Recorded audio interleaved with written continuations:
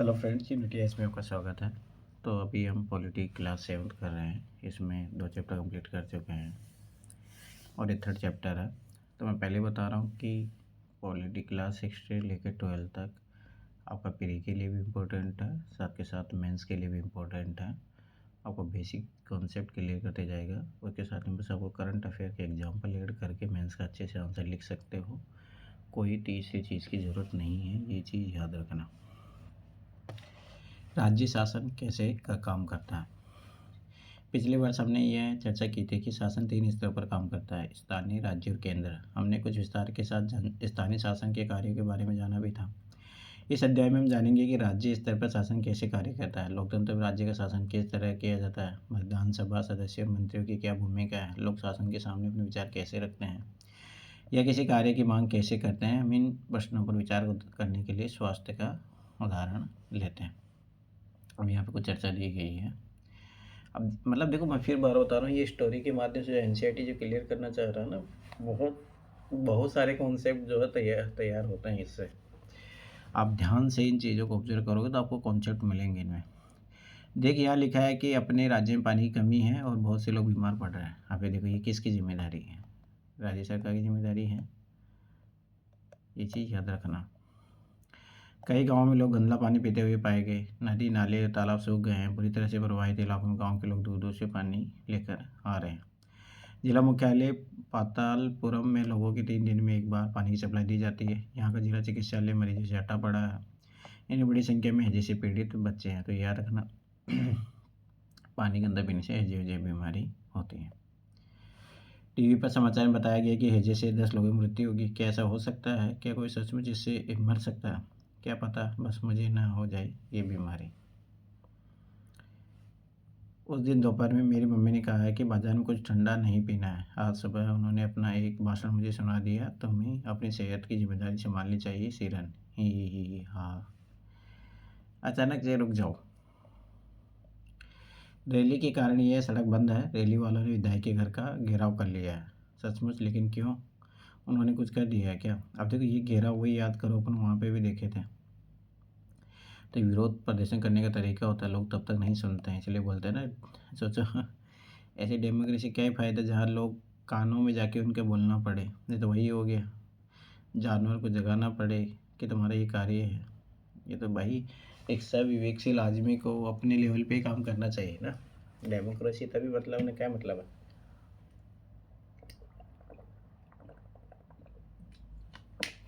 ये चीज़ याद रखना। हाँ हाँ, ये लोग तो उस काम पर गुस्सा दिखा रहे हैं जो उन्होंने नहीं किए। अब देखो, ये वही बात आ गई।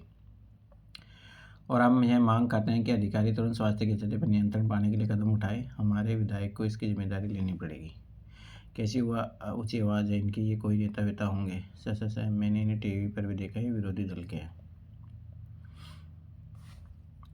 अब इसे ये भी पता लगता है कि जो अपोजिशन होता है उसकी कितनी इंपॉर्टेंट भूमिका होती है। पर आजकल भारत में अपोजिशन सबसे बड़ा कमज़ोर पड़ा है, इसी का ही हाल है कि ये चीज़ें बदहाल है। और कभी मैं फिर बता रहा हूँ, पर्दे के पीछे ये स्टोरी होती है। कांग्रेस हो, बीजेपी हो, कोई भी हो, ये मिलजुल के काम करते हैं। बाहरी तौर पे दिखने का होता है और कुछ ही नहीं होता है, क्योंकि इनके बेटों को बनना है। वंशवाद वाली राजनीति चलती है हर जगह। तो बहुत सारी चीज़ें हैं। विधायक कौन होता है? उपरोक्त भाग में आपने पातालपुरम की कुछ घटनाओं के बारे में पढ़ा। आप शायद जिलाध्यक्ष, जिलाध्यक्ष, चिकित्सा अधिकारी जैसे अधिकारियों के नामों से भी परिचित होंगे, परंतु क्या आपने विधायक और विधानसभा के बारे में सुना है? क्या आप अपने क्षेत्र के विधायक यानी एमएलए से परिचित है? क्या आपको पता है कि वे किस पार्टी के हैं? विधानसभा के सदस्यों को विधायक भी कहा जाता है। MLA MLA member of legislative assembly का संक्षिप्त रूप है। एमएलए का चुनाव जनता द्वारा किया जाता है, फिर वे लेजिस्लेटिव असेंबली के मेंबर यानी विधानसभा के सदस्य बन जाते हैं और सरकार बनाते हैं। इस प्रकार हम कह सकते हैं कि विधायक जनता का प्रतिनिधित्व करते हैं। नीचे दिए गए उदाहरण से ये बात और अधिक स्पष्ट हो जाएगी। बात की, हर राज्य में एक विधानसभा है। हर राज्य कई निर्वाचन क्षेत्रों में बटा हुआ भी है। उदाहरण के लिए यहाँ दिए गए मानचित्र को देखें। इसमें दर्शाया गया कि हिमाचल प्रदेश 68 निर्वाचन क्षेत्रों में बटा हुआ है। हर निर्वाचन क्षेत्र से जनता एक प्रतिनिधि चुनती है जो विधानसभा का सदस्य यानी विधायक बन जाता है। आपने ध्यान दिया होगा कि चुनाव में लोग अलग अलग पार्टियों के नाम से भी खड़े होते हैं, इसलिए विधायक अलग अलग राजनीतिक दलों के होते हैं। अभी देखिए ठीक है, जम्मू कश्मीर के बारे में दी है, उत्तराखंड का है, सब जगह का दिया है इसमें, और तीन जगह का। जो लोग विधायक होते हुए वे मंत्री या मुख्यमंत्री कैसे बन जाते हैं? जिस राजनीतिक दल के विधायक आधे से अधिक निर्वाचन क्षेत्र में जीत जाते हैं, उस राज्य में उस दल को बहुमत में माना जाता है। बहुमत प्राप्त करने के लिए राजनीतिक दल को सत्ता पक्ष और अन्य सबको विरोधी पक्ष वाला कहा जाता है। उदाहरण के लिए हिमाचल प्रदेश की विधानसभा में विधायकों के 68 निर्वाचन क्षेत्र 2017 का परिणाम के बारे में बताया गया है। तो भारतीय जनता पार्टी को 44 मिला। अब देखो 68 सीटों का आधा कितना होता है, 34 होता है, तो 35 सीटें चाहिए सरकार बनाने की। इनके पास 44 थे, 22 बताए, इनकी सरकार बन गई। विभिन्न राजनीतिक दलों के उम्मीदवारों ने 217 का विधानसभा चुनाव जीता और विधायक बन गए। विधानसभा में कुल विधायकों की संख्या 68 है, इसलिए बहुमत प्राप्त करने के लिए किसी भी राजनीतिक दल को 34 से अधिक विधायकों की आवश्यकता होगी। भारतीय जनता पार्टी के 44 विधायक होने के कारण उन्हें बहुमत मिल गया और वे सत्ताधारी दल के सदस्य बन गए। अन्य सभी विधायक विरोधी दल के सदस्य बन गए। इस उदाहरण में इंडियन नेशनल कांग्रेस मुख्य विरोधी दल बनी, क्योंकि भारतीय जनता पार्टी के पास सर्वाधिक विधायक उसी के थे। विरोधी पक्ष में कुछ अन्य पार्टियां भी थी, कुछ निर्दलीय उम्मीदवार भी थे जो चुनाव जीतकर आए थे। याद रखना ये चीज़ इंपॉर्टेंट है। राज्य का प्रमुख राज्यपाल कहलाता है। उसकी नियुक्ति केंद्र सरकार द्वारा यह सुनिश्चित करने के लिए की जाती है कि राज्य सरकार संविधान के नियमों और अधिनियमों के अनुसार अपना कामकाज चलाए। यही चीज़ याद रखना इंपॉर्टेंट है, ये पॉइंट। कई बार सत्ताधारी दल किसी एक पार्टी के न होकर कई पार्टियों से मिलकर बनता है, इसे गठबंधन सरकारें कहते हैं। जैसे अभी सेंटर में गठबंधन सरकारी चल रही है, क्योंकि एक पार्टी कोई बहुमत में नहीं है। चुनाव के बाद सत्ताधारी दल के विधायक अपना नेता का चुनाव करते हैं, जो मुख्यमंत्री बनता है। जैसे अभी बिहार में चुनाव हुआ, अभी 205 सीटें इनकी आ गई थी। फिर ये जो 205 लोग हैं, अपने में से याद रखना अपने नेता का चुनाव करते हैं, और जो नेता का चुनाव करते हैं वही मुख्यमंत्री बनता है। इस उदाहरण में भारतीय जनता पार्टी के विधायक ने जय श्री राम ठाकुर को अपना नेता चुना और वे मुख्यमंत्री बन गए। इसके बाद मुख्यमंत्री मंत्रियों को चयन करता है। ये चीज़ याद रखना है, छोटी छोटी चीज़ें क्वेश्चन पूछा भी है। जब सबसे पहले मुख्यमंत्री बनता है और मुख्यमंत्री फिर जो मंत्रियों को चयन करता है। चुनाव के बाद राज्य के राज्यपाल मुख्यमंत्री अन्य मंत्रियों को नियुक्ति करता है। ये चीज़ याद रखनी, छोटी छोटी चीज़ें हैं। देखो ऐसे पता होना चाहिए, पर मैं फिर बता रहा हूँ, एग्जाम याद नहीं आता है, गलत कर देते हैं छोटे छोटे कॉन्सेप्ट, तो याद रखना ये चीज़। चुनाव के बाद राज्य के राज्यपाल जो मुख्यमंत्री और अन्य मंत्रियों को नियुक्त अपॉइंट करने का काम याद रखना राज्यपाल का होता है। सेलेक्ट कर और मंत्रियों को चयन करने का काम याद रखना मुख्यमंत्री का होता है। अपना अपॉइंट करने का काम याद रखना राज्यपाल का होता है। छोटी छोटी चीज़ें हैं, बारीक चीज़ें हैं, ये याद होनी चाहिए। मुख्यमंत्री तथा अन्य मंत्रियों का यह दायित्व है कि वे शासन के विभिन्न विभागों या मंत्रालयों को चलाएं। उनके अलग अलग कार्यालय होते हैं। विधानसभा ऐसे स्थान होता है जहाँ सभी विधायक, चाहे वे सत्ताधारी दल के हो या तो विरोधी दल के, विभिन्न विषयों पर चर्चा करने के लिए एकत्रित होते हैं। इस तरह कुछ विधायकों की दोहरी जिम्मेदारी हो जाती है, एक विधायक के रूप में, दूसरे मंत्री के रूप में। इसके बारे में हम आगे पढ़ेंगे। अब विधानसभा में कोई बहस चल रही है, ध्यान से समझना। आफरीन सुजाता और उनके विद्यालय के कई अन्य विद्यार्थियों ने विधानसभा देखने के लिए राजधानी की यात्रा की। विधानसभा एक अत्यंत भव्य तथा प्रभावशाली भवन में स्थित थी। बच्चे बहुत उत्सुक थे। सुरक्षा जांच के बाद उन्हें ऊपर ले जाया गया। ऊपर एक दर्शक दीर्घा थी, जहां से वे नीचे के विशाल हॉल को देख सकते थे। हॉल में डेस्कों की अनेक कतारें लगी थी। यह विधानसभा उन दिनों की किसी तत्कालीन समस्या पर बहस करने वाली थी। विधानसभा की बहसों में विधायक अपनी राय व्यक्त कर सकते हैं, संबंधित विषय पर प्रश्न पूछ सकते हैं या सुझाव दे सकते हैं कि सरकार के संबंध में क्या करना चाहिए। सदस्य इस विषय पर जो भी प्रतिक्रिया व्यक्त करना चाहिए कर सकते हैं। इसके बाद मंत्री प्रश्न का उत्तर देते हैं और सदन को आश्वस्त करते हैं कि जरूरी कदम उठाए जा रहे हैं।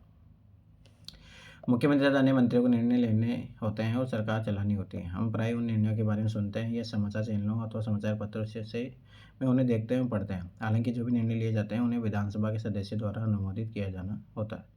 लोकतंत्र विधानसभा सदस्य मंत्रियों व मुख्यमंत्री से प्रश्न पूछ सकते हैं, किसी महत्वपूर्ण विषय पर बहस कर सकते हैं, निर्णय ले सकते हैं, धन कहाँ खर्च किया जाना चाहिए आदि। इस तरह का मुख्य अधिकार उन्हीं का ही होता है।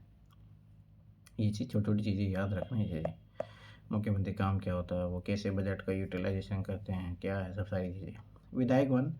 अखंड गांव के मेरे निर्वाचन क्षेत्र में पिछले 3 हफ्तों में हैजे के कारण 15 लोगों की मृत्यु हो चुकी है। मेरे विचार में सरकार के लिए बड़ी शर्मनाक स्थिति है। वह सरकार जो अपने को प्रौद्योगिकी में श्रेष्ठ घोषित कर रही है, हैजे जैसी साधारण बीमारी को रोकने में सफल रही है। मैं स्वास्थ्य मंत्री का ध्यान इस ओर आकर्षित करना चाहूँगा कि वे स्थिति को नियंत्रण में लाने के लिए तत्काल जरूरी कदम उठाए। विधायक दो। मेरा प्रश्न ये है कि सरकारी अस्पतालों की दशा इतनी खराब क्यों है? सही बात है भाई, क्यों खराब है? सरकारी जिला अस्पतालों में डॉक्टरों और चिकित्सा कर्मचारियों को ठीक से नियुक्त क्यों नहीं कर रही है? मैं ये भी जानना चाहूँगा कि सरकार इस स्थिति का सामना किस प्रकार करने जा रही है, जिससे लोग बड़ी संख्या में प्रभावित है और ये संख्या बढ़ती ही जा रही है, अब ये महामारी का रूप ले चुकी है। विधायक थ्री मेरे निर्वाचन क्षेत्र धौलपट्टी में भी पानी की कमी की गंभीर समस्या है और तो पानी लाने के लिए 3-4 किलोमीटर तक चलना पड़ता है। मैं जानना चाहूँगा कि पानी पहुँचाने के लिए कितने टैंकरों को काम में लगाया गया है, कितने कुओं और तालाबों की सफाई करवाकर उन्हें संक्रमण मुक्त किया गया। मतलब इसे पता लगेगा, इस क्वेश्चन का जवाब देगा जब कोई भी मंत्री, तो उसे पता लगेगा कि उसने रियल में क्या काम दिया। याद रखना कि वो ऐसे कुछ भी नहीं बोल सकते हैं, फैक्ट के साथ बोलना होता है उनको। विधायक चार मुझे लगता है कि मेरे साथी समस्या को बढ़ा चढ़ाकर बता रहे हैं। अब ये देखो उनके समर्थन पार्टी का होगा। सरकार ने स्थिति को नियंत्रण में लाने के लिए कदम उठाए हैं। पानी टैंकरों काम में लगा दिया गया है। ओआरएस के पैकेट बांटे जा रहे हैं। सरकार लोगों की मदद के लिए भरसक प्रयास कर रही है। विधायक 5 हमारे अस्पतालों में सुविधाओं की हालत बहुत खस्ता है। कई ऐसे अस्पताल हैं जिनमें कोई डॉक्टर ही नहीं है और चिकित्सा कर्मचारी पिछले कई सालों से नियुक्ति नहीं किए गए हैं। दूसरे अस्पताल में डॉक्टर लंबी छुट्टी पर चले गए हैं। ये शर्मनाक स्थिति है। मेरे ख्याल से हालात बदतर होते जा रहे हैं। हम ये कैसे सुनिश्चित करने वाले हैं कि प्रभावित क्षेत्र के सब परिवारों तक ओआरएस पैकेट पहुंच जाए। विधायक चाहे विरोधी पक्ष के सदस्य बिना वजह ही सरकार पर दोषारोपण कर रहे हैं। अभी समर्थन पार्टी का हो गया, मतलब जिनकी सरकार है। पिछली सरकार ने सफाई पर कोई ध्यान नहीं दिया था। अब हमने कई वर्षों से चारों तरफ फैले कूड़े को साफ करने का अभियान शुरू किया है। अब देख रहे हो एनसीईआरटी कितनी वास्तविकता बताती है। बीजेपी वाले बोलते हैं कि भाई आज़ाद भारत 2014 में हुआ, उससे पहले तो कुछ काम ही नहीं होता था। क्या ही करोगे भाई।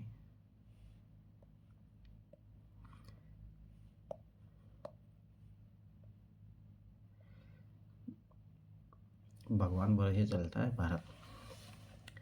उक्त भाग में आपने विधानसभा में चल रही एक बहस के बारे में पढ़ा। सदस्य सरकार द्वारा की गई या नहीं की गई कार्रवाई पर बहस कर रहे हैं। ऐसा इसलिए क्योंकि विधायक सामूहिक रूप से सरकार के काम के लिए उत्तरदायी होते हैं। सामान्य भाषा में सरकार सबसे तात्पर्य शासन के विभिन्न विभागों और मंत्रियों से होता है जो उनकी प्रभारी है। इन सबका सामूहिक प्रमुख मुख्यमंत्री होता है। सही मायने में तो यही सरकार का कार्यकारी हिस्सा यानी कार्यपालिका कहलाता है। अब ये चीज़ याद रखना, जो मंत्री होते हैं और मुख्यमंत्री होते हैं उनके जो समूह होता है उसे को ही कार्यपालिका कहा जाता है। दूसरी तरफ सारे विधायक जो विधानसभा में एकत्रित होते हैं विधायिका कहलाते हैं। ये चीज़ें याद रखना। विधायिका के रूप में वे सरकार के कार्यकारी हिस्से का काम करने का अधिकार देते हैं और फिर उसके काम की जांच भी करते हैं। जैसे कि आपने पाठ के प्रारंभ में देखा कि इन्हीं से कार्यपालिका का प्रमुख या मुख्यमंत्री भी बनाया जाता है। शासन की कार्यप्रणाली क्या है भाई? केवल विधानसभा में ही सरकार के काम के बारे में टीका टिप्पणी और सरकार से कार्रवाई करने की मांग नहीं की जाती। आप नियमित रूप से अखबारों, टीवी चैनलों और अन्य संगठनों को सरकार के बारे में बातें करते देखते हो। लोकतंत्र में अनेक माध्यमों द्वारा लोग अपने विचार व्यक्त करते हैं और कार्रवाई करते हैं। इसी तरह का एक तरीका यहाँ भी देखिए। इसलिए तो देखो याद रखना, मीडिया को लोकतंत्र का चौथा स्तंभ बोला जाता है, अगर अच्छे से ईमानदारी से काम करे तब ना। विधानसभा में चर्चा होने के थोड़े ही समय बाद स्वास्थ्य मंत्री की प्रेस वार्ता की गई। इसमें विभिन्न समाचार पत्रों के प्रतिनिधि काफ़ी संख्या में आए। इसमें मंत्री और कुछ शासकीय अधिकारी भी उपस्थित थे। मंत्री ने सरकार द्वारा उठाए गए कदमों के बारे में बताया। इस प्रेस वार्ता में अखबारों के संवाददाताओं ने अनेक प्रश्न भी पूछे।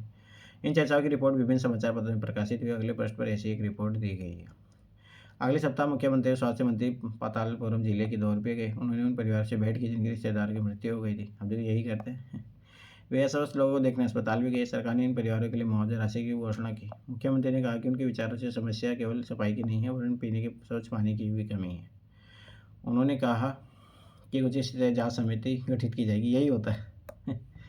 जो सफाई सुविधाओं के लिए जिले की जरूरतों के बारे में विचार करेगी और लोक निर्माण मंत्री की दिशा निर्देश देगी ताकि वो अपने क्षेत्र के पानी की उचित व्यवस्था पर ध्यान दे सके। यही होता है भारत में हमेशा। जब भी कोई समस्या आती है तो मीटिंग को कमेटी बना दो, बस ये चीज़ याद रखना।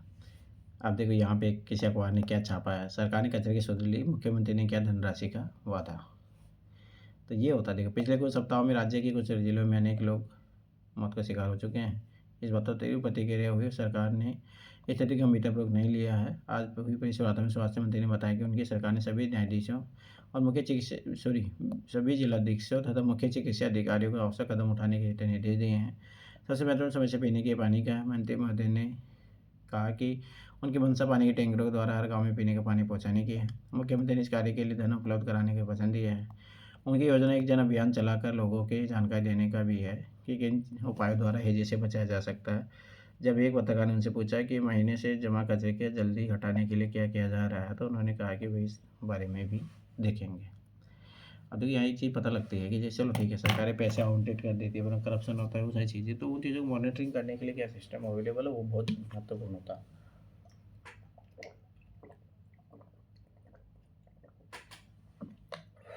नहीं तो सोचो बजट के द्वारा तो हर साल पैसे निकाले जाते हैं। सोचो हर साल कोई करोड़ों अरबों रुपए निकलते हैं, मतलब हज़ार 1 लाख करोड़ कितने निकलते हैं जो भी है, मतलब मेरा कहने मतलब ये है कि हर साल पैसा निकल रहा हो जा कहाँ रहा है। बहुत सोचने योग्य बात है। अगर हर साल इतने 75 साल आज़ादी के आज हो गए, इतने सालों से पैसा निकल रहा है, अगर उस आधार पे उन्हें मूल्यांकन करें कि इतना काम भाई जैसे 100 रुपये निकले मान के चलो कि धरातल पे कितने लेवल का काम हो रहा है, वास्तविकता तो वो है ना, उसे पता लगेगा।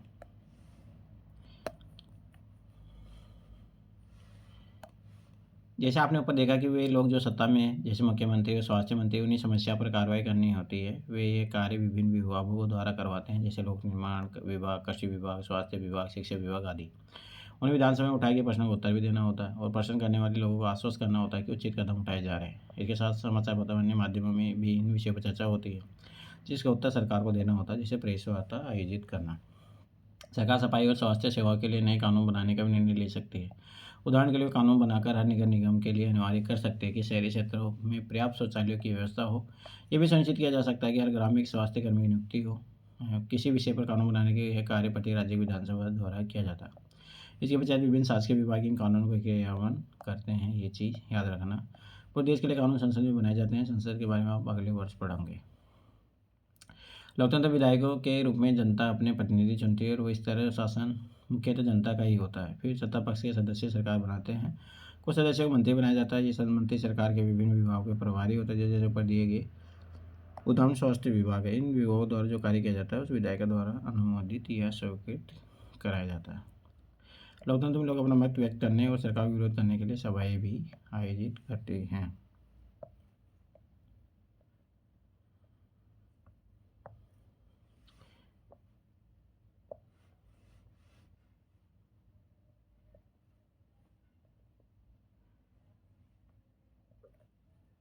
ये नॉर्मल है, वर्कआउट दिया है कि बच्चों को थोड़ा इंगेज करने के लिए, तो ये अपने काम का कोई चीज़ नहीं है, ये चीज़ याद रखना।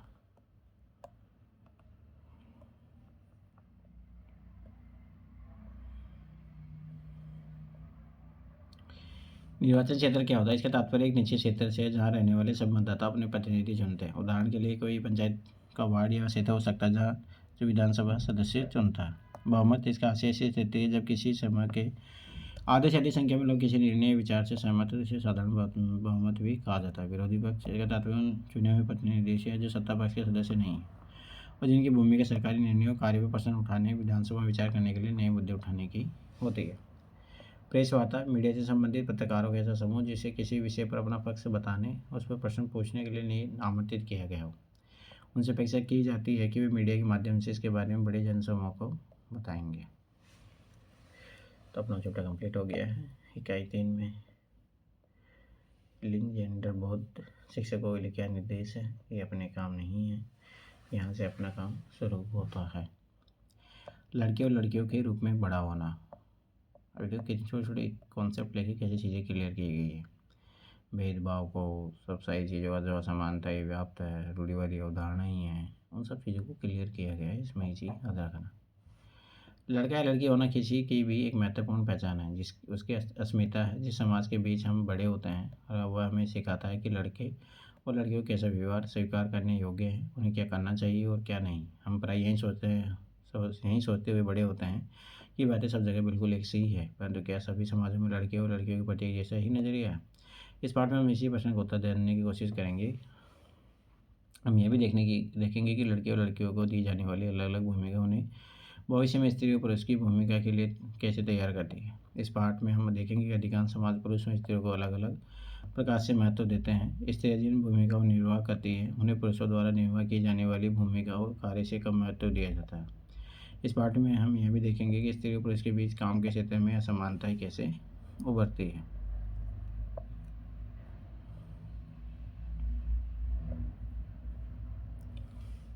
1920 के दशक में सोमाओ द्वीप में बच्चों का बड़ा होना। सोमाओ द्वीप प्रशांत महासागर के दक्षिण में स्थित छोटे छोटे द्वीपों के समूह का एक भाग है।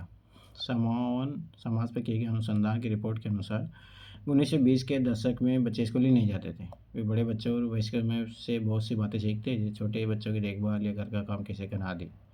द्वीपों पर मछली पकड़ना बड़ा महत्वपूर्ण कार्य था, इसलिए किशोर बच्चे मछली पकड़ने के लिए सुदूर यात्रा पर जाना सीखते थे, लेकिन ये बातें अपने बचपन के अलग अलग समय पर सीखते थे। छोटे बच्चे जैसे चलना शुरू कर देते, उनकी माताएं या बड़े लोग उनकी देखभाल करना बंद कर देते थे। ये जिम्मेदारी बड़े बच्चों पर आ जाती थी, जो प्राय समय भी 5 वर्ष के आसपास की उम्र में होते थे। लड़के और लड़कियां दोनों अपने छोटे भाई बहनों की देखभाल करते थे, लेकिन जब कोई लड़का लगभग 9 वर्ष का हो जाता था, तो वह बड़े लड़कों के समूह में सम्मिलित हो जाता था और बाहर के काम सीखता था, जैसे मछली पकड़ना, नारियल के पेड़ लगाना। लड़कियां जब 13-14 साल की नहीं हो जाती थी, छोटे बच्चों की देखभाल और बड़े लोगों के छोटे मोटे कार्य करती रहती थी। लेकिन एक बार जब वह 13-14 साल की हो जाती थी, तो वह अधिक स्वतंत्र होती थी। लगभग 14 वर्ष की उम्र के बाद वे भी मछली पकड़ने जाती थी, बागानों में काम करती थी और डालियाँ बनना सीखती थी। खाना पकाने का काम अलग से बनाई गई रसोई घरों में ही होता था, जहाँ लड़कों का अधिकांश काम करना होता था और लड़कियाँ उनकी मदद करती थी। अभी देखो कितना कठोर प्रश्न है ये, मतलब चिंताजनक। कोई लड़के साथ में क्यों चलते ताकि कोई छेड़े नहीं। आज भी भारतीय समाज की विडम्बना है ये। 1960 के दशक मध्य प्रदेश में पुरुष के रूप में बड़ा होना। निम्नलिखित आलेख 1960 में मध्य प्रदेश के छोटे शहर में रहने और स्कूल जाने के वर्णन से किया गया। अब यहाँ देख रहे हो, यहाँ पे स्त्री पुरुष में समानता है। अभी देखो घर में भी पुरुष काम कर रहे हैं, महिलाएं उन्हें सहयोग कर रही है। अपन अब यहाँ देखना भारत में क्या है। कक्षा 6 में आने के बाद लड़के और लड़कियाँ अलग अलग स्कूलों में जाते थे।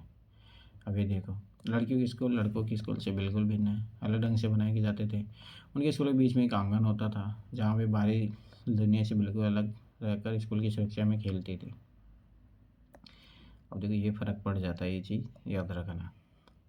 लड़कों के स्कूल में ऐसा कोई आंगन नहीं होता था, बल्कि उनके खेलने का मैदान बस एक बड़ा सा खुला स्थान था जो स्कूल से लगा हुआ था। हर शाम स्कूल के बाद लड़के सैकड़ों लड़कियों की भीड़ को सकरी गलियों से जाते हुए देखते थे। सड़कों पर जाती हुई लड़कियाँ बड़ी गंभीर दिखती थी। ये बात लड़कों से अलग थी, जो सड़कों को उनके अनेक कामों के लिए उपयोग करते थे, जैसे यूं ही खड़े खड़े खाली समय बिताने के लिए, दौड़ने और खेलने के लिए और साइकिल चलाने के कर्तव्यों को आजमाने के लिए। लड़कियों के लिए गली सीधे घर पहुंचने का एक माध्यम थी।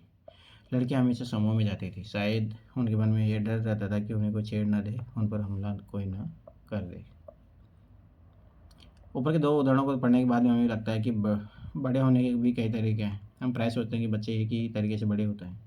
ऐसा इसलिए कि क्योंकि हम अपने अनुभवों से ही सबसे ज़्यादा परिचित होते हैं। यदि हम अपने परिवार के बुजुर्गों से बात करें तो पाएंगे कि उनका बचपन शायद हमारे बचपन से बहुत भिन्न था।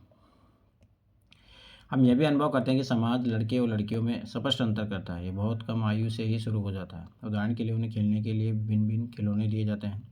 लड़कों को प्राय खेलने के लिए कारें दी जाती है और लड़कियों को गुड्डियाँ। अभी देखो ये अंतर है। दोनों खिलौनों खेलने में बड़े आनंद में हो सकते हैं, फिर भी लड़कियों को गुड्डियाँ और लड़कों को कारें ही क्यों दी जाती है। खिलौने बच्चों को ये बताने के माध्यम बन जाते हैं कि जब वे बड़े होकर स्त्री पुरुष बनेंगे तो उनका भविष्य अलग अलग होता है। अगर हम विचार करें तो ये अंतर प्राय प्रतिदिन की छोटी छोटी बातों में बना कर रखा जाता है। लड़कियों को कैसे कपड़े पहनने चाहिए, लड़के पार्क में कौन से खेल खेले, लड़कियों धीमी आवाज़ में बात करनी चाहिए और लड़कों को रूप से, ये सब बच्चों को ये बताने के इसके तरीके हैं कि जब वे बड़े होकर स्त्री पुरुष बनेंगे तो उनकी विशिष्ट भूमिकाएं होंगी। बाद के जीवन में इसका प्रभाव हमारे अध्ययन के विषय या व्यवसाय के चुनाव पर भी पड़ता है। जैसे मेरी माँ काम नहीं करती।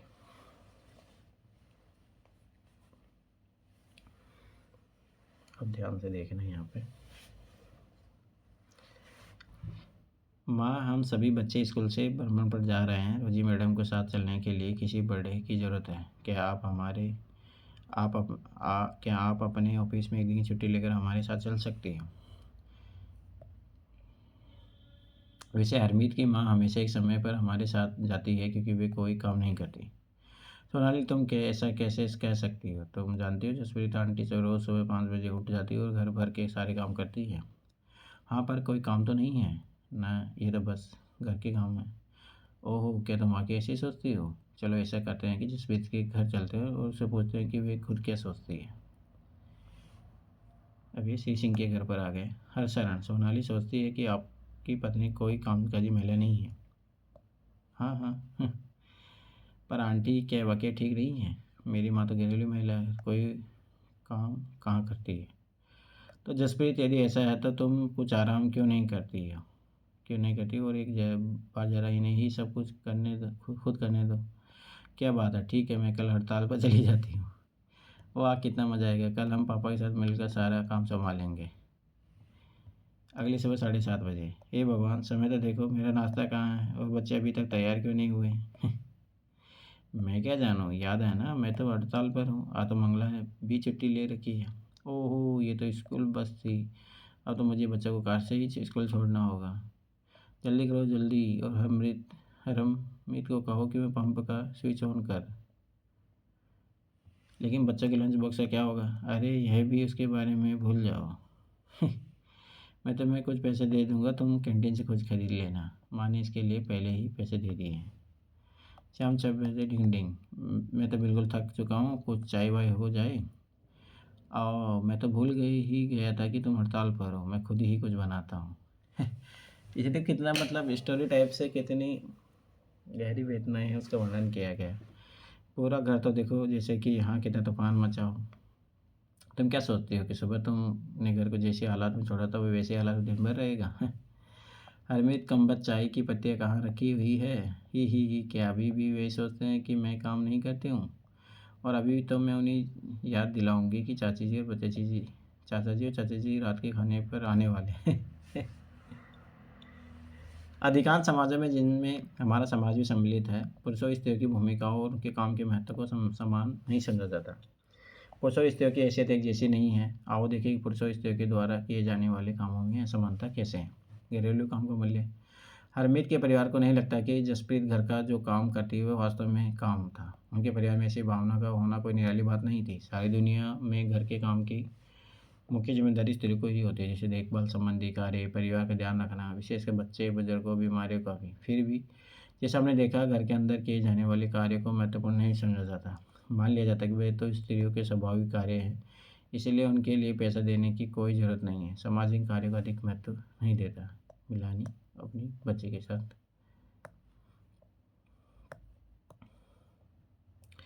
घर पर कार्य करने वालों का जीवन। उपयुक्त कहानी में केवल हरमीत की माँ ही घर पर काम नहीं करती हैं, काफ़ी सारा काम मंगला भी करती थी, जो उनके घरेलू काम में मदद के लिए लगाई गई थी। बहुत से घरों में, विशेषकर शहरों और नगरों में, लोगों को घरेलू काम के लिए लगा लिया जाता है। वे बहुत काम करते हैं, झाड़ू लगाना, सफाई करना, कपड़े को बर्तन धोना, खाना पकाना, छोटे बच्चे बुजुर्गों को देखभाल करना आदि। घर का काम करने वाली अधिकांश स्त्रियाँ होती हैं। कभी कभी इन कार्यों को पूरा करने के लिए छोटी लड़कियों को भी काम पर रख लिया जाता है। घरेलू काम का अधिक महत्व नहीं है, इसलिए इन्हें मजदूरी भी कम दी जाती है। घरेलू काम करने वालों को दिन सुबह 5 बजे से शुरू होकर देर रात 12 बजे तक भी चलता है। जी तोड़ मेहनत करने के बावजूद प्राय उन्हें नौकरी पर रखने वाले उनसे सम्मानजनक व्यवहार नहीं करते। दिल्ली में घरेलू काम करने वाली एक स्त्री महिला ने अपने अनुभव के बारे में इस तरह बताया। मेरी पहली नौकरी एक अमीर परिवार में लगी थी, जो 3 मंजिले भवन में रहता था। मैम साहब अजीब महिला थी, जो हर काम करवाने के लिए चिल्लाती रहती थी। मेरा काम रसोई का था, दूसरी 2 लड़कियां सफाई का काम करती थी। हमारा दिन सुबह 5 बजे शुरू होता। नाश्ते में हमें एक प्याला चाय और 2 रूखी रोटियां मिलती थी। ये देखो, हमें तीसरी रोटी कभी नहीं मिली। शाम के समय जब मैं खाना पकाती थी, दोनों लड़कियों में से एक और रोटी मांगती रहती थी। मैं चुपके से उन्हें एक रोटी दे देती थी और खुद भी एक रोटी ले लेती थी। हम दिन में काम करने के बाद बड़ी भूख लगती थी। हम घर में चप्पल नहीं पहन सकते थे, ठंड के मौसम में हमारे पैर सूज जाते थे। मैं मैम साहब से डरती थी, परंतु मुझे गुस्सा भी आता था और अपमानित भी महसूस करती थी। क्या हम दिन भर काम नहीं करते थे? क्या हम कुछ सम्मानजनक व्यवहार के योग्य नहीं हैं? वास्तव में जिसे हम घरेलू काम कहते हैं, उनमें अनेक कार्य सम्मिलित रहते हैं। इनमें से कुछ काम में बहुत शारीरिक श्रम लगता है। ग्रामीण और शहरी क्षेत्रों में औरतों लड़कियों को दूर दूर से पानी लाना पड़ता है। ग्रामीण क्षेत्र में स्त्रियों और लड़कियों को जलाऊ लकड़ी के भारी गट्ठर सिर पर ढोने पड़ते हैं। ये बात सही है। कपड़े धोने, सफाई करने, झाड़ू लगाने और वजन उठाने के कामों से झुकने और उठाने, सामान लेकर चलने की जरूरत होती है। बहुत से काम जैसे खाना बनाने आदि में लंबे समय तक गर्म चूल्हे के सामने खड़ा रहना पड़ता है। इससे जो काम करती है वही भारी और थकान करने वाला शारीरिक काम होता है, जबकि हम आमतौर पर सोचते हैं कि पुरुष ही ऐसा काम कर सकते हैं। ये चीज़ याद रखना, कितना छोटी छोटी चीज़ों के द्वारा कितना वो दिखाया गया माइन्यूट लेवल पे। घरेलू और देखभाल के कामों को एक अन्य पहलू है जिसे हम महत्व नहीं देते हैं, वह है इन कामों में लगने वाला लंबा समय। वास्तव में यदि हम स्त्री द्वारा किए जाने वाले घर के और बाहर के कामों को जोड़े तो हमें पता चलेगा कुल मिलाकर स्त्रियाँ पुरुषों से भी अधिक काम करती है। निम्न तालिका में भारतीय केंद्रीय संख्या संगठन द्वारा किए गए विशेष अध्ययन कुछ आंकड़े हैं। अभी देखो आंकड़े बहुत पुराने हैं, फिर भी एक आइडिया लग सकता है, पर पुराने हैं। तो देखो, स्त्रियों के वेतन सहित कार्य घंटे प्रति सप्ताह याद रखना कि 23 होते हैं। तमिलनाडु में तो 19 ही होते हैं। स्त्री का वेतन घरेलू कार्य में घंटे प्रति सप्ताह। अब ये देखिए कितना ज़्यादा है। अब ये तो थोड़ा थोड़ा पुराना है, बट एक मतलब इसमें वही दिखाया गया है कि महिलाएं घरेलू काम कितना करती है, फिर भी कोई वैल्यू नहीं है उनका। महिलाओं काम और समानता, जैसा कि हमने देखा महिलाओं की घरेलू देखभाल के कामों को कम महत्व देना एक व्यक्ति या परिवार का मामला नहीं है। यह स्त्री और पुरुषों के बीच असमानता की बड़ी सामाजिक व्यवस्था का भाव हुआ है। इसलिए इसके समाधान हेतु जो कार्य किए जाने में केवल व्यक्तिगत या पारिवारिक स्तर पर नहीं वरन शासकीय स्तर भी होने चाहिए। आंगनबाड़ी केंद्र है, उसमें बच्चे आते हैं। बहुत सी इस तरह जैसी कहानी में सोनाली की माँ हरियाणा और तमिलनाडु की महिलाएं जिनका सर्वेक्षण किया गया घर के अंदर बाहर दोनों जगह पर काम करती है, इसे प्राय महिलाओं के दोहरे बोझ के रूप में जाना जाता है। यूपीएससी मेंस में क्वेश्चन भी पूछा है, ये चीज़ याद रखना। सतत विकास लक्ष्य 5 है, लैंगिक समानता। एसडीजी गोल्स आपको याद होने चाहिए। एनसीईआरटी अपने को इसी तो दिखाती। हम जानते हैं कि समानता हमारे संविधान का महत्वपूर्ण सिद्धांत है। सही बात है, संविधान कहता है कि स्त्री या पुरुष होने के आधार पर भेदभाव नहीं किया जा सकता, परंतु वास्तव में लिंग भेद किया जाता है। तो खुद एनसीईआरटी स्वीकार कर रहा है यहाँ पे। सरकार इसके कारणों को समझने के लिए और इस स्थिति को सकारात्मक निदान ढूंढने के लिए वचनबद्ध है। उदाहरण के लिए सरकार जानती है कि बच्चों की देखभाल और घर के काम का बोझ महिलाओं और लड़कियों पर पड़ता है। स्वाभाविक रूप से इसका असर लड़कियों के स्कूल जाने पर भी पड़ता है। इससे निश्चित होता है कि क्या महिलाएं घर के बाहर काम कर सकेगी, यदि करेगी तो किस प्रकार का काम या कार्य क्षेत्र चुनेगी। पूरे देश के कई गाँवों में शासन ने आंगनबाड़ी और बालवाड़ियाँ खोली हैं। शासन ने एक कानून बनाया है कि इस तरह यदि किसी संस्था में महिला कर्मचारी की संख्या 30 से अधिक है तो उसे वैधानिक रूप से बालवाड़ी क्रेश की सुविधा देनी होगी।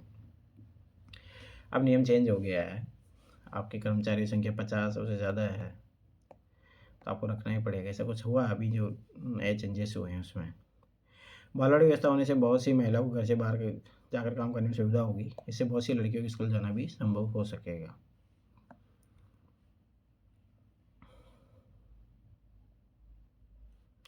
ये पोस्ट बंगाली महिला के समूह ने बनाया कि इस आधार पर आप कोई अच्छा सा नारा तैयार कर सकते हैं।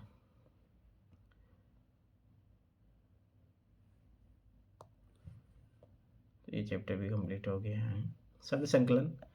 अस्मिता पहचान से यह एक प्रकार से स्वयं के होने यानी अपने अस्तित्व के प्रति जागरूकता का भाव है। एक व्यक्ति की कई अस्मिता हो सकती है। उदाहरण के लिए एक ही व्यक्ति की एक लड़की, बहन, संगीतकार की तरह अस्मिता जा सकता है। अस्मिता जा सकता है की तरह की अस्मिता जा सकता है, मतलब अस्मिता मतलब पहचान है उसकी। वह डॉक्टर भी है, माँ भी है, बहन भी है, बेटी भी है किसी की। दोहरा बहुत साप्ताहिक रूप से इसका अर्थ है 2 गुना वजन। सामान्यतः शब्द महिलाओं के काम की स्थितियों को समझाने के लिए प्रयोग किया गया है। ये स्थिति को स्वीकार करता है कि महिला आमतौर पर घर के भीतर और घर के बाहर दोहरा कार्य संभालती है। देखभाल के अंतर्गत अनेक काम आते हैं, जैसे संभालना, ख्याल रखना, पोषण करना आदि। शारीरिक कार्यों के अतिरिक्त इसमें गहन भावनात्मक पहलू भी सम्मिलित है। अवमूल्यित, जब कोई अपने काम के लिए अपेक्षित मान्यता स्वीकृत नहीं पाता है तब वह स्वयं को अवमूल्यित महसूस करता है। उदाहरण के लिए देखें तो अगर कोई लड़का अपने मित्र के लिए घंटों सोच विचार कर बहुत खोज कर एक उपहार बनाता है, उसका मित्र उसे देखकर कुछ भी न कहे तो ऐसे में पहला लड़का अवमूल्यित महसूस करता है। अब इसमें रोजा पार्क से इनकी कहानी भी मिलेगी आपकी, कैसे दुनिया बदली, ये चीज़ याद रखना। औरतों ने बदली दुनिया। पिछले अध्याय में हमने देखा कि किस तरह महिला द्वारा किया जाने वाला घर का काम ही नहीं माना जाता। हमने ये भी देखा कि पढ़ा कि घरेलू काम और परिवार के सदस्यों की देखभाल करना पूरे समय का काम है और इस कार्य को प्रारंभ और समाप्त करने का कोई निश्चित समय भी नहीं है। इस अध्याय में हम घर के बाहर के कामों को देखेंगे और समझेंगे कैसे कुछ व्यवसाय महिलाओं की अपेक्षा पुरुषों के लिए अधिक उपयुक्त समझे जाते हैं। हम यह भी ज्ञात करेंगे कि हम समानता प्राप्त करने के लिए स्त्रियों ने कैसे संघर्ष किए हैं। पहले बार आज भी शिक्षा प्राप्त करना कैसा तरीका जिसमें महिलाओं के लिए नए अवसर निर्मित किए जा सकते हैं। साथ ही इस अध्याय में हम हाल के वर्षों में महिला आंदोलनों द्वारा भेदभाव को चुनौती देने के लिए किए जाने वाले विभिन्न प्रकार के प्रयत्नों के बारे में भी संक्षेप में जानेंगे। चित्र बनाने का काम दिया, ये सब चीज़ बच्चों के लिए छोड़ो।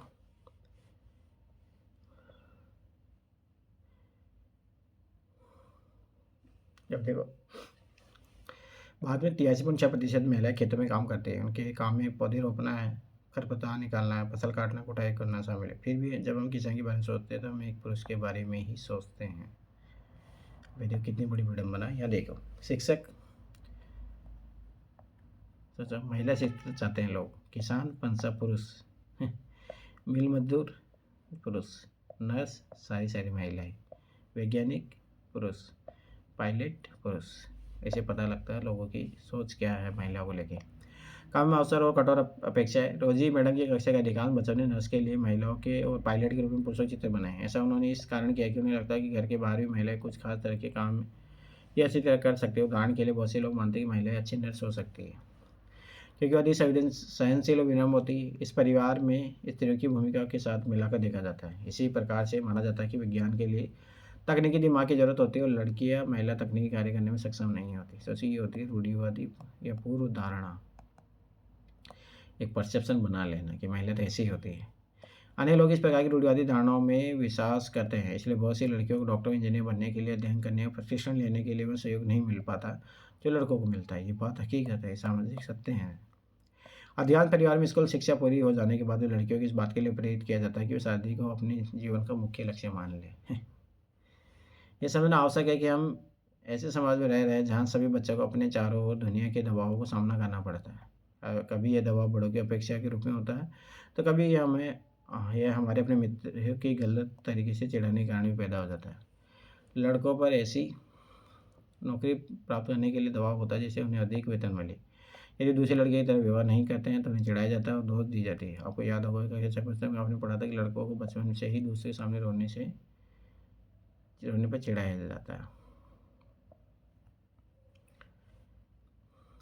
रूढ़ियों को तोड़ा। अब एक केस स्टडी है, आप ऐसे वैसे में यूज कर सकते हो, एथिक्स में यूज कर सकते हो। रेल का इंजन आदमी चलाता है, पर झारखंड के एक गरीब आदिवासी परिवार 27 वर्षीय महिला लक्ष्मी लाकरा ने इस धारा का रूप बदल दिया है। उत्तरी रेलवे की पहली महिला इंजन चालक है। सोचो, लक्ष्मी माता पिता पढ़े लिखे नहीं है, पर उन्होंने अपने बच्चों को पढ़ाने के लिए बहुत संघर्ष किया। लक्ष्मी शिक्षा एक सरकारी स्कूल में हुई। स्कूल में पढ़ने के साथ साथ लक्ष्मी घर के कामों और अन्य जिम्मेदारियों के हाथ भी बटाती रही। उसे मन लगाकर मेहनत से पढ़ाई की और स्कूल पूरा करके इलेक्ट्रॉनिक्स में डिप्लोमा अर्जित किया। फिर वह रेलवे बोर्ड की परीक्षा में बैठी और पहली ही कक्षा में कोशिश में उत्तीर्ण हो गई। लक्ष्मी कहती है कि मुझे नृत्य सीखना पसंद है, और जैसे कोई ये कहता है कि फला काम लड़कियों के लिए नहीं है तो मैं उसे करके रहती हूँ। लक्ष्मी के जीवन में ऐसा करने के लिए अनेक अवसर आए। जब वो इलेक्ट्रॉनिक्स करना चाहती थी तब उसने पॉलिटेक्निक मोटरसाइकिल चलाई, और जब उसने तय किया कि वह इंजन ड्राइवर बनेगी। उसका दृष्टिकोण सीधा साधा है, जब तक मुझे मज़ा आ रहा है मैं किसी को नुकसान नहीं पहुंचा रही हूँ और मैं अच्छे से रह पा रही हूँ और अपने माता पिता की मदद कर पा रही हूँ, तो मैं अपने तरीके से क्यों ना ज़िंदगी अपनी जीऊँ। स्वाभाविक सी बात है। ये कौन समाज है जो उस पर प्रतिबंध लगा दे? अरे मैं फिर बार बता रहा हूँ ना, ये समाज गुलामी का प्रतीकात्मक है और कुछ नहीं है। प्रोत्साहन नहीं देता समाज।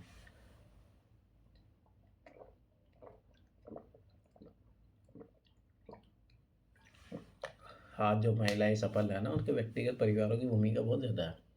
समाज ने तो हमेशा उसको घसीटा है पीछे की तरह। ये काम क्यों करने दे रहे हो आप अपनी बेटी को, गलत बात है, बिगड़ जाएगी, बहुत सारी चीज़ें होती है, ये याद रखना। समाज कभी सपोर्ट नहीं करता महिलाओं को। परिवार के लोग परिवर्तन करते हैं तब जाता होता है। परिवर्तन के लिए सीखना। स्कूल जाना आपके जीवन का बहुत महत्वपूर्ण हिस्सा है। जैसे जैसे स्कूलों में हर साल अधिकाधिक संख्या में बच्चे प्रवेश ले रहे हैं, हम सोचने लगे कि सब बच्चों के लिए स्कूल जाने की साधारण बात है, पर ऐसा नहीं है जी, याद रखना। जेवियर अपना 10वीं बोर्ड का परीक्षा फल देखकर खुश था। यद्यपि विज्ञान और गणित में से बहुत अधिक अंक नहीं मिले थे, लेकिन वह अपने पसंदीदा विषय इतिहास और भाषा में उसने अच्छा किया है। तो अब उसके माता पिता ने परिणाम देखे तो वे खुश नहीं हुए, क्योंकि विज्ञान और गणित में नंबर उसके अच्छे नहीं हैं। हे भगवान, जेवियर गणित में तुम सिर्फ 65% लाई हो, भौतिक शास्त्र में तुम्हारे अंक बहुत कम है। मुझे पता है वहाँ पर कोई बात नहीं है, क्योंकि मैं गणित और इतिहास विज्ञान पढ़ना भी नहीं चाहता हूँ, मैं इतिहास पढ़ना चाहता हूँ। अब देखिए इनका क्या रिएक्शन रहेगा। तुम इतिहास क्यों पढ़ना चाहते हो? अपने भविष्य के बारे में सोचो। तुम्हें एक अच्छी नौकरी प्राप्त करनी है तो इतिहास से क्या मदद मिलेगी? इसमें कोई भविष्य नहीं है। पर मुझे गणित विज्ञान अच्छा नहीं लगता। वैसे लोगों पर तुम दबाव बनाओगे तो सुसाइड करेंगे। सही बात है। समझदार से काम लो बेटे, गणित ले लो, साथ साथ कंप्यूटर भी सीख लेना। कंप्यूटर सीखने से नौकरी आसानी से मिल जाती है। अब देखिए बच्चों पर दबाव बनाया जाता है इस तरीके का। अभी रमाबाई है, यूपीएससी ने इसके बारे में क्वेश्चन पूछा है। रमाबाई 1898 से अपने बेटी के साथ महिला शिक्षा की योद्धा स्वयं कभी स्कूल नहीं गई, पर अपने माता पिता से उन्होंने पढ़ना लिखना सीख लिया। उन्होंने पंडिता की उपाधि भी दी गई, क्योंकि वे संस्कृत पढ़ना लिखना जानती थी, जो उस समय की औरतों के लिए बहुत बड़ी उपलब्धि थी। औरतों को तब यह ज्ञान अर्जित करने की अनुमति नहीं थी। उन्होंने 1898 में पुणे के पास खेड़े गांव में एक मिशन स्थापित किया, जहाँ विधवा स्त्रियों और गरीब औरतों को पढ़ने लिखने तक स्वतंत्र होने की शिक्षा दी जाती थी। उन्हें लकड़ी से चीज़ें बनाने, छापा खाना चलाने जैसी कुशलताएँ भी सिखाई जाती थी, जो वर्तमान में लड़कियों को कम ही सिखाई जाती है। और ऊपर बाएं हाथ की तरफ छपी तस्वीर में उनका छापा खाना दिख रहा है। रमाबाई मिशन आज भी सक्रिय है। आज हमारे लिए कल्पना करना भी कठिन है कि कुछ बच्चों के लिए स्कूल जाना और पढ़ना पहुंच के बाहर की बात है, या अनुचित बात भी मानी जा सकती है। परंतु अतीत में लिखना और पढ़ना कुछ लोग ही जानते थे। अधिकांश बच्चे वही काम सीखते थे जो उनके परिवार में होता था या उनके बुजुर्ग करते थे। लड़कियों की स्थिति और भी खराब थी। उन्हें समाजों में जहाँ लड़कों को पढ़ना लिखना सिखाया जाता, लड़कियों को अक्सर तक सीखने की अनुमति नहीं थी। यहाँ तक कि उन परिवारों में जहाँ कुमारी बनकर वस्त्र बुनना हस्तकला सिखाई जाती थी, यह धारणा थी कि लड़कियों को और औरतों को काम केवल सहायता करने तक ही सीमित है। उदाहरण के लिए कुम्हार के व्यवसाय में स्त्रियाँ मिट्टी एकत्र करती थी और बर्तन बनाने के लिए इसे तैयार करती थी। चूँकि वे चाक नहीं चलाती थी, इसलिए उन्हें कुम्हार नहीं माना जाता था। 19वीं शताब्दी में लगभग 200 वर्ष पूर्व शिक्षा के बारे में कई नए विचारों ने जन्म लिया। विद्यालय अधिक प्रचलन में आ गए और वे समाज जिन्होंने स्वयं कभी पढ़ना लिखना नहीं सीखा था, अपने बच्चों को स्कूल भेजने लगे। तभी लड़कियों की शिक्षा को लेकर बहुत विरोध हुआ। इसके बावजूद बहुत सी स्त्रियों और पुरुषों ने बालिकाओं के लिए स्कूल खोलने के प्रयत्न किए। स्त्रियों ने पढ़ना लिखना सीखने के लिए संघर्ष किया है। आइए हम राज सुंदरी देवी 1800 से 1890 का अनुभव पढ़े, जो 200 वर्ष पूर्व पश्चिम बंगाल में पैदा हुई थी। 60 वर्ष की अवस्था में उन्हें बांग्ला भाषा में अपनी आत्मकथा लिखी। उनकी पुस्तक अमर जीवन किसी भारतीय महिला द्वारा लिखित पहली आत्मकथा है। राज सुंदरी देवी की धनवान जमींदार परिवार की गृहिणी थी। उस समय लोगों को विश्वास था कि यदि लड़की लिखती पढ़ती है तो वह पति के लिए दुर्भाग्य लाती है। सोचो, ये है भारतीय समाज। और विधवा हो जाती है। उसके बाद उन्होंने अपनी शादी के बहुत समय बाद स्वयं ही छुप छुप कर लिखना पढ़ना सीखा। शिक्षा प्राप्त करके कुछ महिलाओं ने समाज में स्त्रियों की स्थिति के बारे में प्रश्न उठाए हैं। उन्हें समानता के अपने अनुभव को वर्णन करते हुए कहानियाँ, पत्र और आत्मकथाएं लिखी हैं। अपने लेखों में उन्होंने स्त्रियों पुरुष दोनों के लिए सोचने और जीने के लिए नए नए तरीकों की कल्पना की। मैं अत्यंत सवेरे ही काम करना शुरू कर देती थी और इधर आधी रात हो जाने के बाद भी काम में लगी रहती थी। बीच में भी विश्राम नहीं होता था। उस समय मैं केवल 14 वर्ष की थी। मेरे मन में एक अभिलाषा पनपने लगी, मैं पढ़ना सीखूंगी और एक धार्मिक पांडुलिपि पढ़ूंगी।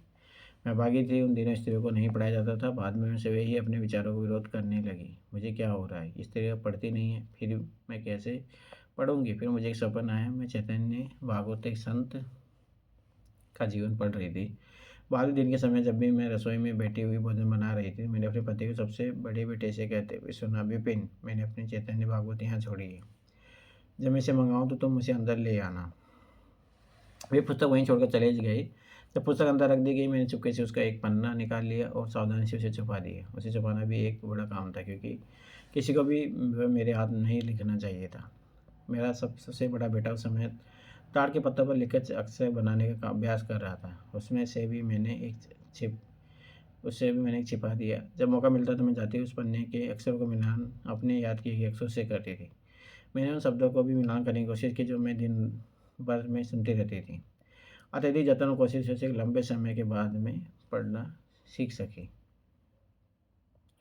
तो कितनी बड़ी बात है। राज सुंदरी देवी के अक्षर ज्ञान ने उन्हें चैतन्य भागवत पढ़ने का अवसर दिया। सिर्फ अपने लेखन से उन्होंने संसार को उस समय की स्त्रियों के जीवन के बारे में जानने का एक अवसर दिया है। राज सुंदरी देवी ने अपने दैनिक डेली लाइफ का जीवन के अनुभव को विस्तार से लिखा है। ऐसे भी दिन होते थे जब उन्हें दिन भर में क्षण भर का भी विश्राम नहीं मिलता था।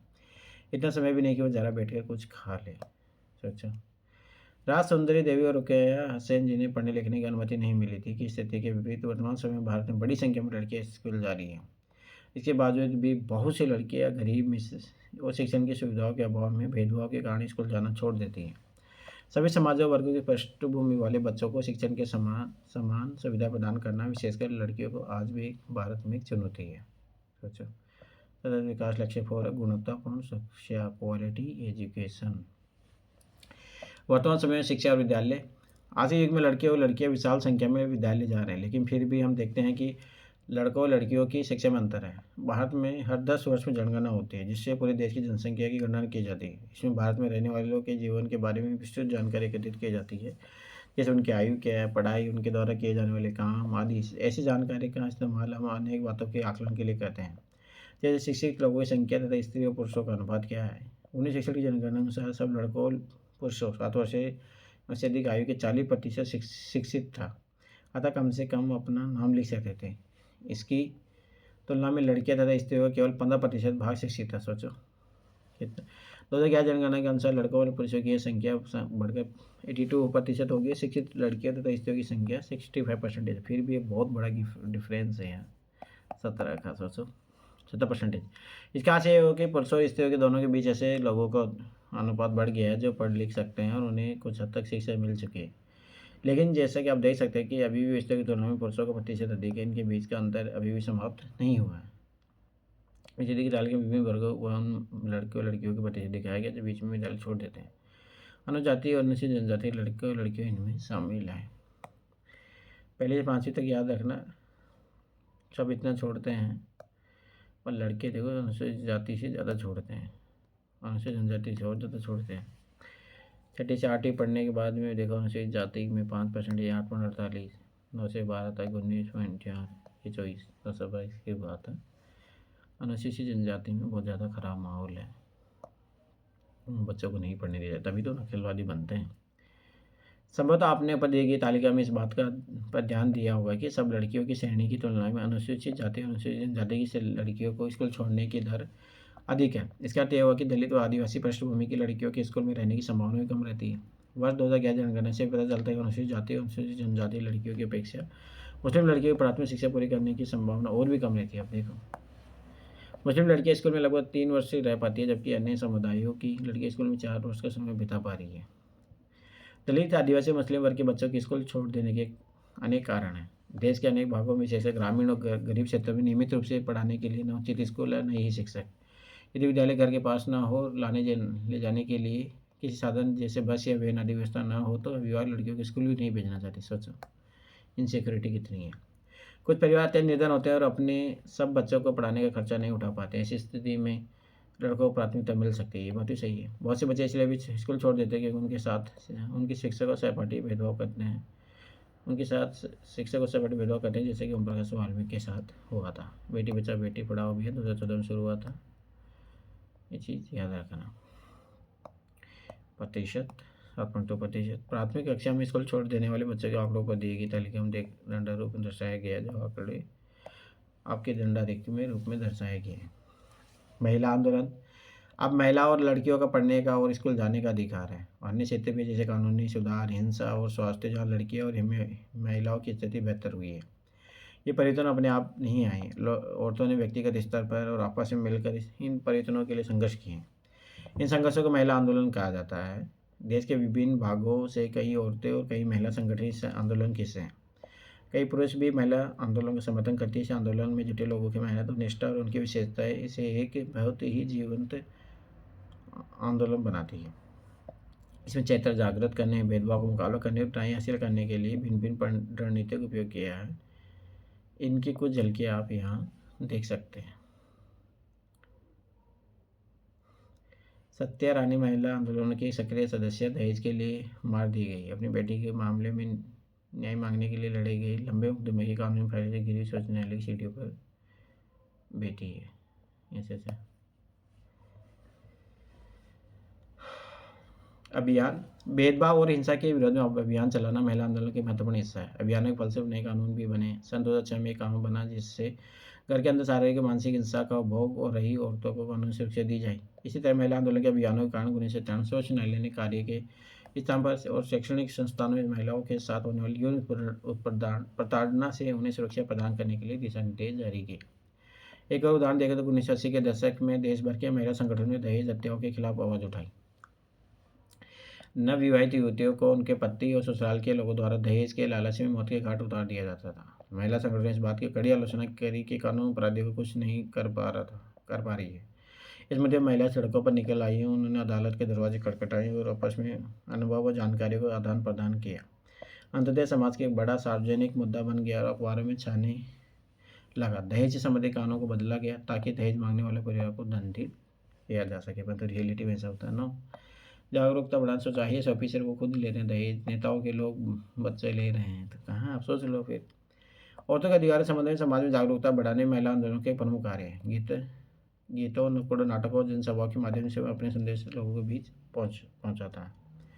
विरोध करना जब महिला के हितों का उल्लंघन होता है, जिसे किसी कानून अथवा नीति द्वारा, तो महिला आंदोलन ऐसे उल्लंघनों के खिलाफ आवाज़ उठाता है। लोगों को ध्यान खींचने के लिए रैलियां, प्रदर्शन आदि बहुत असरदार तरीके होते हैं। बंधुत्व व्यक्त करना, न्याय के अन्य मुद्दों में औरतों के साथ बंधुत्व व्यक्त करना भी महिला आंदोलन का ही हिस्सा है। 8 मार्च अंतर्राष्ट्रीय महिला दिवस को दुनिया भर की औरतें अपने संघर्ष को ताज़ा करने और जश्न मनाने के लिए भी इकट्ठा करती है। हर 14 साल अगस्त को वाघा में भारत पाकिस्तान की सीमा पर हजारों लोग इकट्ठा होते हैं और यह एक सांस्कृतिक कार्यक्रम आयोजित करते हैं। ऊपर की तस्वीर भारत और पाकिस्तान के बीच लोगों के बीच बंधुत्व प्रदर्शन करते हुए औरतों की जलती हुई मोमबत्तियाँ उठा रही है, ताकि एक आशा की किरण जगे। तो ये चैप्टर कंप्लीट हो गया है। रूढ़िवादी धारणा क्या होती है? जब हम विश्वास करने लगते हैं कि किसी विशेष धार्मिक, आर्थिक, क्षेत्रीय समूह के लोगों की कुछ निश्चित विशेषताएं होती है या वे केवल खास प्रकार कार्य कर सकते हैं, तो रूढ़िवादी धारणाओं का जन्म होता है। जैसे इस पाठ्यक्रम में हम देखा कि लड़कों और लड़कियों की अलग अलग विषय लेने के लिए कहा गया है, कारण उसकी उनकी रुचि न होकर लड़का लड़की होना है। रूढ़िवादी धारणा हमें लोगों की व्यक्तिगत विशेषताओं के साथ देखने से भी रोकती है।